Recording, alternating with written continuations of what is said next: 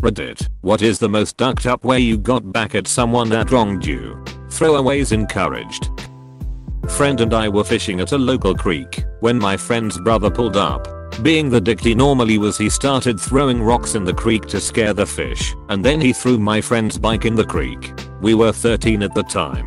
My friend was crying, and I felt so bad. I jumped into the creek and got his bike out. Told him we would get his brother back. About a month later we were fishing again, and it was the dead of summer. I told my friend today is the day we get his brother back. Caught a 2/3 pound carp. Threw it up on the side of the bank and left it there until we were done fishing. At the end of the night went back to his place. His brother's car was sitting on the street. We took the carp, sliced it open and threw it under the driver's seat and rolled his windows 3/4 up. The next morning when we woke and left, I forgot about what we had done. Well, when I rode past JT's car I noticed the window was kind of black, and then I took a closer look. It was covered in flies. I actually got scared because I did not expect to a window caked with flies. By the time I got home I was laughing in tears because his brother was always such a dick to us. Fast forward to baseball practice about 3 days later. Friend had a black eye but smiled at me when we made eye contact. His brother flipped out and ran into his house and punched him in the face. His mom flipped out on his brother. Brother was grounded for the rest of summer. His mom said that my friend would never do such a thing, and he played along and acted as if he had no idea. Apparently the smell never really left the car. We nicknamed his brother Lord of the Flies.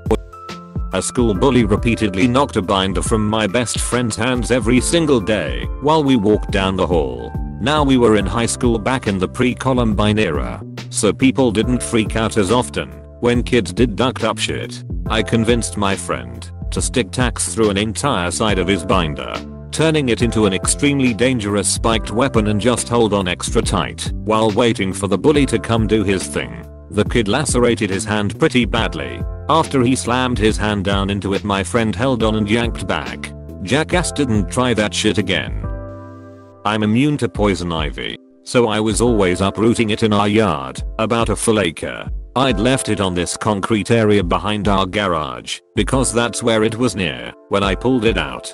Hey, I was /am lazy. Anyway, I frequently walked down to a fishing pond across this canal in my neighborhood. This is in South Louisiana. I didn't always have a functioning bike and the walk was only about a mile.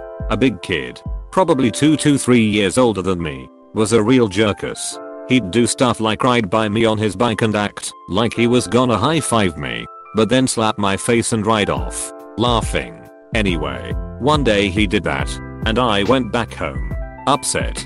I got my water gun and was gonna shoot him if he messed with me again. Then I saw the poison ivy and got an evil idea. In the bucket it went with some water, stirred it all up good, then dumped that in my water gun. Went back to the pond. On the way back home he came around messing with me again. I hosed him down and he broke my gun. But man, it was worth it. From what I hear he didn't go back to school for almost 2 weeks. Not me, my brother.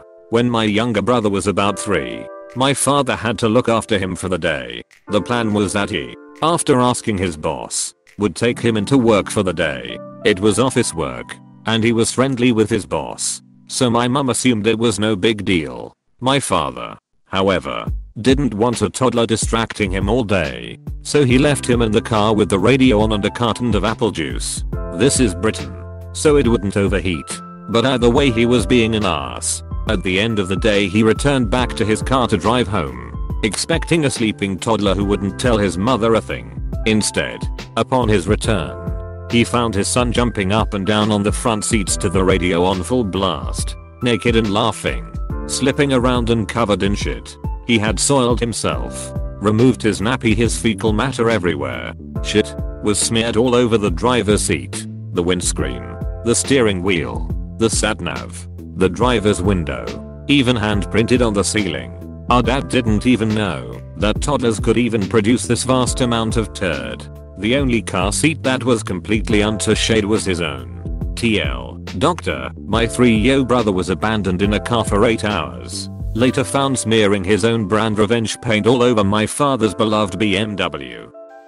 One time when I worked in a small video store as an assistant manager, there was this one customer who was being a real asshole to the point where I got fed up with his shit and threw him out. He had been an asshole to every single other employee in the store, including our boss. He was just a mouthy harassing jerk. It would take way too long to go into the details. Anyway, I saw him in a little strip mall nearby one time, and he was bragging to some guys about he was cheating on his workers' compensation. Then he pulls out this wad of cash and waves it under their noses like a Japanese fan. I got all this duckin' free money from lying about my injured hand. What an asshole. Anyway, if you go into the blue pages of the phone book, you'll find this listing in all cap letters that says Workers' Compensation Fraud Hotline. And take a wild guess what video stores keep in their records? Full name, home address, and phone hash. Not only did I turn this guy in, but was also able to provide great detail as to exactly how he was faking his injury as he explained it to his two friends. I moved around a lot as a kid. Dad in the army, parents divorced. Not staying in one place made long-term friendships impossible. But my situation attracted bullies like flies. I moved to a new school. A bully picked up my scent instantly, tripping and shoving, making fun of my clothes. Nothing too terrible, but I was already unhappy, so I felt miserable anyway. One school day, I asked to use the restroom. I passed by said bully on the way into the bathroom. He actually didn't do anything to me this time. When I entered the restroom, someone was in the only stall, crapping on the floor. I walked out of the bathroom, disgusted, ready to tell on them. I was 7 at the time. I was ready to re-enter my classroom when an incredible, yet devious idea came to me. I went straight to my bully's classroom and walked inside. Everyone looked at me, which normally would have given me enough hesitation to turn me 180 and back to class. But that day, I didn't so much as pause. I walked up to the teacher's desk, pointed at my tormentor and boldly proclaimed that he had shit on the bathroom floor. The teacher's reaction was better than I could have ever expected. For me, she made him follow her into the restroom while he cried and slobbered out, "I didn't do it. He's lying," over and over again. She then grabbed a wad of paper towel, handed it to him, and we watched as he picked it up and put it into the commode. She thanked me for telling her and told me to go back to my classroom. This happened about 20 years ago. I still look back at this moment as a turning point in my life. Like I became me then. At an all-male military boarding school during high school, there was this huge douche on my hall. We took his Febreze bottle and filled it with piss. Then took said bottle and sprayed his pillow, wall locker and opposite corner. So he gets back, smells urine and immediately grabs his Febreze and douses everything. Eat a dick. Donovan. Eat a dick. I worked as a server in a fine dining restaurant in a touristy town in Florida. The owners, a husband and wife team, were notorious for being cruel and petty bastards. But it was 2008 and I had just been laid off, so I had to take anything. On top of that, I was engaged to be married, paying for the wedding ourselves, and planning a move to New York City as well. This could be an incredibly long story, so I will just give a few examples of their batshit cruelty. 1. Dyslexic server who trained me, fired a week after I started because he took too long to write the specials on the chalkboard. They knew he was dyslexic. Close bracket. 2. His replacement. December 23rd. She was fired for selling the wrong bottle of wine. While this was definitely her mistake, the handling of it was despicable. She sold a $125 bottle of wine for $35. Restaurant price is not the restaurant's actual cost. Those were $56 and $10. The owner let the table know of the server's mistake, saying, "I hope you are enjoying that bottle of wine. It's actually a $125 bottle, but don't worry, you don't have to pay for it. Your server will have to." Needless to say, the table was furious for being put in that awkward position, and were gracious enough to give an awesome secret tip to cover the cost. Here is the nasty part. She finished out her shift and paid the total $125 thinking she still had a job. She was fired on Christmas Eve by text message. 3. Me. I kept quiet as much as I could. I saw that whenever you shared any bit of your personal life with these ducks, they used it to torment, The wife owner follow me around the FOP and berate me in increasingly weird ways with the intent to emasculate. Once they met my fianc, and from that moment on, the wife owner would make jabs saying she doesn't seem like she is too thrilled to get married, or she probably expects better, and then laugh it off like she was just joking. It was my strategy to just eat shit and save money and not let it bother me. She figured this out right away and got downright sadistic, trying to see how far they could push me and see what I would do without complaint. I managed to suck it up for 2 years thanks to alcohol, no backbone, and financial need. My breaking point was when she told me to take away the chair our hostess was sitting in when no customers were around. Granted, sitting on the job is supposedly unprofessional, but she was an elderly woman, sick, working outside. The hostess wouldn't dare call in sick as she was working here illegally from Hungary, and similarly had to eat as much shit as was thrown at her. So rather than talk to the hostess and possibly take over for her sick employee, she asked me to snag the chair from her without explanation.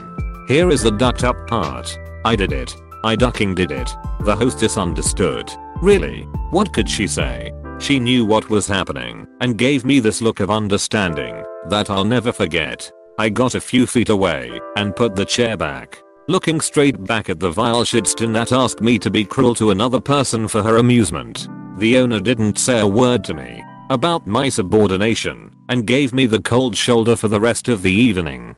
2 weeks later, I was closing out my tips and receipts with the husband owner. I had counted my bank prior to cashing out with him as I always did. Everything added up just fine. Turns out he had secretly added in a cash ticket to my till for $150. It showed on the report he printed at 1 minute before running the cash out report. I had only 4 tables, all cash tips on all credit card tickets that night, so it was not hard to keep track of. Lucky me, I thought. I questioned this and said I had double checked my math and he must have made some mistake. His response was, "If you don't like it, there is the door." That pretty much sealed it. I knew what was happening and luckily my brain initiated the "you is about to be forced to quit so you don't get the unemployment money's disaster recovery" response. I refused to pay him and said I will be returning to work tomorrow for my next scheduled shift, and we can work this out then. He said, "Duck you. Get out." I was fired. This was very important. I was fired. I didn't quit. I was a month away from moving to New York City with my wife to try to start a career in my field. I just needed 1 more month of saving every last penny I made, and I was out. This pretty much ducked me. So I filed for unemployment stating the reasons I was fired on my last night, which met the eligibility requirements. The unemployment office contacted my former employer for verification, and he said I was fired for stealing wine and there were witnesses. My claim was denied. The next step was to dispute the claim. I disputed and it went to the adjudication process. Basically what amounted to a phone hearing between my former employer, an unemployment caseworker, me, and any witnesses. This is where I got revenge. I knew of the upcoming hearing, and my employer was notified by mail of the date. The letter explained the process and instructed to line up any witnesses and materials needed for the case. It also stated that you have a period of time to reschedule the hearing if needed. An unemployment worker explained the process to me over the phone before the letters were mailed. I then paid a anarchist punk guy with beer to steal any of their mail from the unemployment office and bring it to me.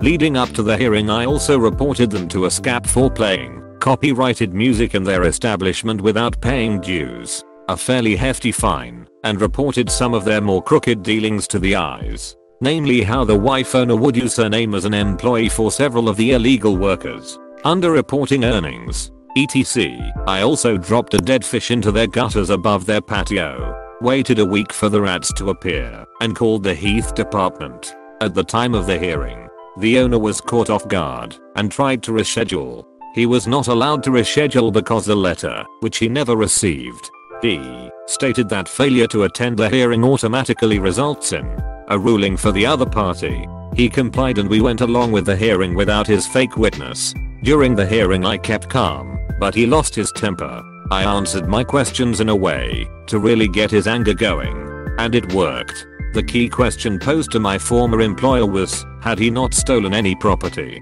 would you still have fired him? He slipped and said yes, sending the ruling in my favor. A few weeks later I received my check for all the past months of unemployment. It was enough to get me to New York City. 2.5 years later, I'm still married, bitch! And found an excellent job in my field with great pay, benefits, an awesome boss, and union representation. They are struggling to keep the doors open and have both had a host of financial problems. TL. Doctor. I went Monte Cristo on the arsehole sling and Crisco. Or got treated subhuman by a sadistic employer for 2 years. Had enough. Fought back and won. Another ex-wife story, edit, and some double revenge. Close bracket. During the last year or so of my marriage, I was spending a lot of time out of town, commuting for 3 to 4 days a week for work. One night I was working remote and decided to do some upgrades on my home computers. So I remote in and notice that the connection is really slow. I do some network traces and find that my wife's computer is participating in a video chat with someone in another state. One where she has no family that I know of. Curiosity piqued. So I start to monitor more stuff, like in conversations which are not encrypted. Over the next few weeks I keep my mouth shut as I collect more evidence. Mostly Yahoo and AIM conversations. I also had installed security cameras around my house because we had problems with the neighborhood kids. And eventually I catch footage of some guy coming and going from the house, at one point even driving my car. I still keep my mouth shut because I know if I say anything my wife would just lie about it and somehow make me out to be the bad guy. I know who the guy is by now, and I'd gather more data on him. And then he does it.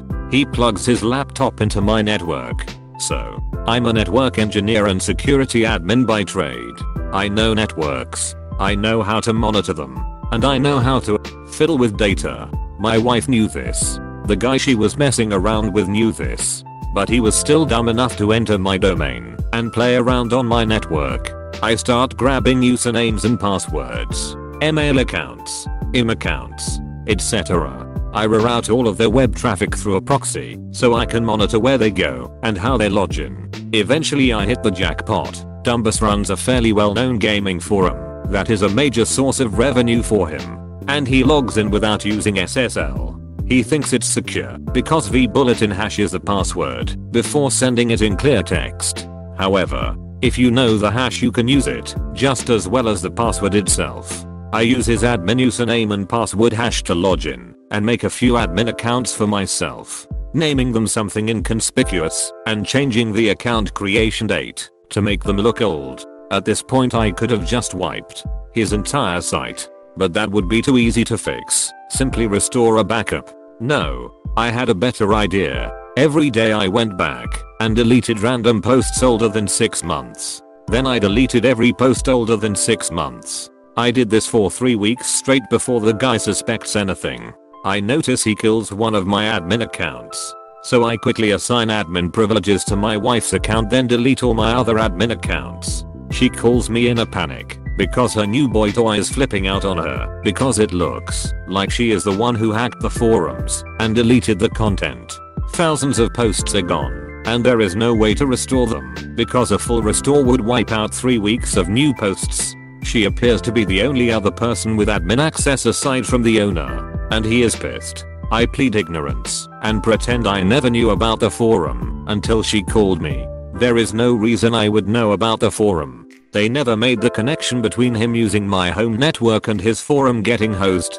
To this day new users are not allowed on the site unless they are referred by an existing member. They never figured out what happened. The incident caused him to break off whatever he had going with my wife, which really left her stranded. When I told her a month later that I was divorcing her, I had collected enough evidence from their conversations and her forum posts to satisfy my need for closure. She still has no idea how much information I gathered about her second life. Edit. I should have mentioned above that during the time period this was happening, the guy actually moved from out of state with the help of my wife and probably my money, which is how he ended up at my house and driving my car. I knew exactly when this happened and when to expect to see him, based on the in-conversations. I used to live in a very small town, like 250 to 300 people. We had no stores, gas stations, etc. One day a local guy decided to open up a little store that sold the basics like groceries and rented movies. He hired a few of us high school kids to work the store and promised us $50 a week for the summer, to be paid at the end of the summer. We agreed and started working.